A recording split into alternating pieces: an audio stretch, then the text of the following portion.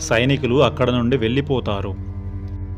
ఇది ఇలా ఉండగా నరమాంసం రుచిమరిగిన ఆ సింహం ఊర్లోకి వస్తుంది.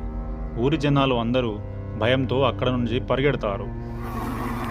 ఆ సింహం ఊర్లో ఉండే జనాలందరినీ తరిమేసరికి అందరూ ఇళ్లల్లోకి వెళ్ళి తలుపులేసుకొని దాక్కుంటారు. ఆ సింహం మాత్రం ఒక ఇంటి ముందుకు వచ్చి అలా కూర్చొని అక్కడే పడుకొని ఉండిపోతుంది.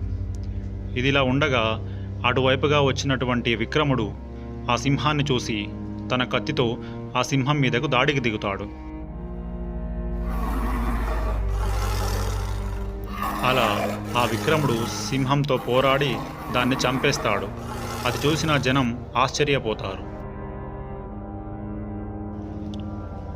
ఈ అందమైన ముత్యాలహారం ఎవరిదో ఎవరైనా కాస్త చెప్పగలరా? ఈ ముత్యాలహారాన్ని ధరించిన యువతి కోసం నేను వెతకని ఊరు లేదు.